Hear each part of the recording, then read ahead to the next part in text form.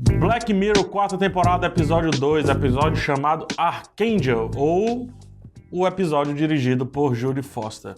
Jodie Foster é atriz aí que muita gente deve conhecer, que também enveredou um pouco pelos caminhos da direção, mas ainda não é o seu forte, e fica bem evidente por esse episódio. Antes de continuar, só para explicar, aqui são as resenhas de Black Mirror, eu tô fazendo para cada episódio uma resenha, para cada episódio uma crítica, e todos esses vídeos têm spoilers, então é só pra quem já assistiu os episódios ou quem não tem problema com spoiler nenhum. Black Mirror, episódio 2, depois do USS Callister,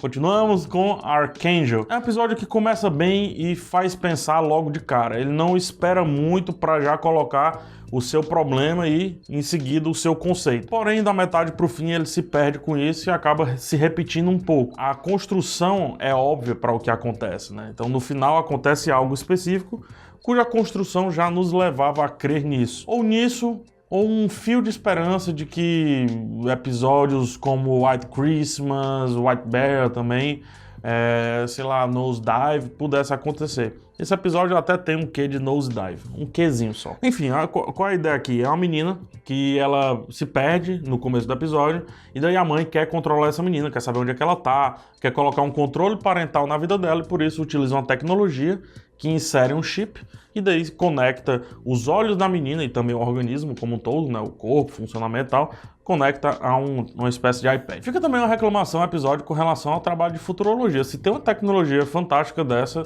acredito que a geladeira, fogão e outros elementos deveriam ser mais interessantes, né? Tecnologia quando sobe, eu já falei isso várias vezes aqui, tecnologia quando sobe, sobe muito. Não vejo tecnologias andando tão díspare que, por exemplo, não consigo influenciar nas coisas, né? Até onde vai a tecnologia das coisas, IoT, em inglês a siglazinha.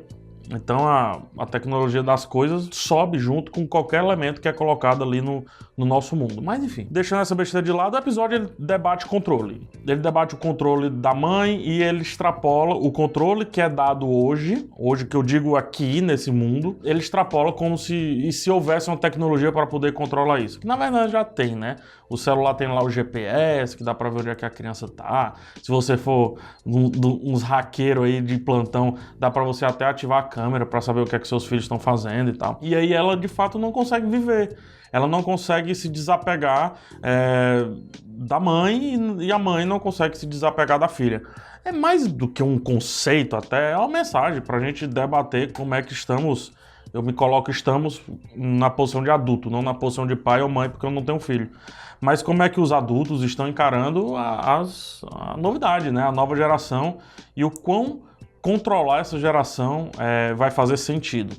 Porque o que o episódio vende no final, eu acho bem legal, é que se você não perdeu a sua filha lá naquela primeira cena, como se eu estivesse falando para a mãe dela, né? Se você não perdeu a sua filha lá no parque, na primeira cena, você perdeu no final do episódio. Então, é só uma questão de adiar as coisas. A tecnologia, ela tem muito disso, de adiar certos problemas. O marca-passo, o que é que ele vai fazer? Ele vai fazer a pessoa ser invencível, ser imorrível? Não, ele vai só adiar a morte daquela pessoa. A tecnologia ali só fez adiar aquela mãe perder aquela filha, quando na verdade ela tem que viver os momentos com a filha e deixar a arbitrariedade da filha, as subjetividades da filha prosperarem. Isso é muito perigoso, porque o medo é um negócio importantíssimo, cara. O medo se tirar da gente os nossos traumas e os nossos medos, fica o quê? O que é que sobra? Qual é o resto? O resto é bobo, sabe? O resto é acerto, o resto é bobo. O acerto, a simplicidade do caminho é bobo. Então, os nossos traumas e medos nos fazem. E aprender isso gradualmente também é importante, porque um trauma supera o outro com o outro, então a gente vai se moldando, a gente vai moldando ao nosso redor uma casca, né? Uma casca social. A menina não teve essa casca social, ela não tinha medo do cachorro do vizinho e tudo mais. E é legal porque quando ela tira o bloqueio da visão e que ela passa a ter medo do cachorro, no futuro você vê ela tratando esse medo com o carinho que ela passa a ter com o cachorro, né? Coisa que é bem comum. Nós, seres humanos, estamos prontos para ter medo, superar os nossos medos, ter traumas, superar os nossos traumas, ou por que não viver com esses traumas aí, sabendo que temos os traumas e sabendo tratar como não atingir os gatilhos que esses traumas aí nos geram. Esse, pra mim, é a principal discussão do episódio. Eu adoro isso. O problema é que ele não evolui e fica simplesmente nisso. Assim como o Metalhead, em determinado momento ele resolve contar uma historinha muito pequena para o conceito que foi colocado. E aqui acontece a mesma coisa. Tem um negócio bem legal, eu falei de marca-passo, não sei o que, né? Que o episódio, não conversa sobre isso. Conversa, cara. O avô dela, ela salva por conta da tecnologia ocular que tem na menina. A menina viu o avô e por isso a mãe viu e salvou o avô.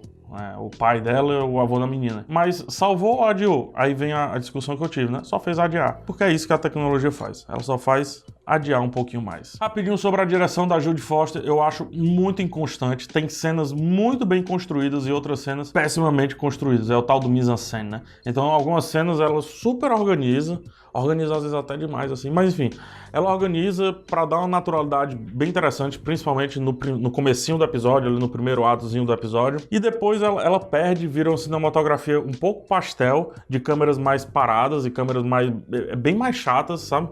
Câmeras pouco inventivas. A história, ela não estava clamando, é fato, por câmeras que saíssem do comum. Entretanto, a primeira pessoa, a câmera de primeira pessoa, poderia ter sido utilizado mais vezes. E é utilizado em 2 ou 3 momentos específicos, tornaria o episódio um pouco mais dinâmico e com certeza mais inventivo também.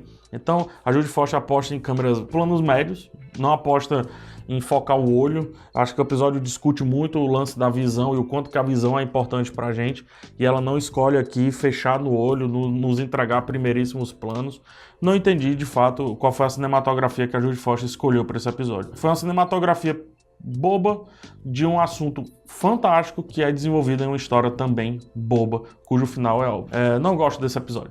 Definitivamente não gosto do episódio 2, chamado Archangel. É isso, espero que vocês tenham gostado. Comenta aqui embaixo, me dá aí sugestões, ou melhor, mais do que sugestões, me deem aí insights sobre esse episódio.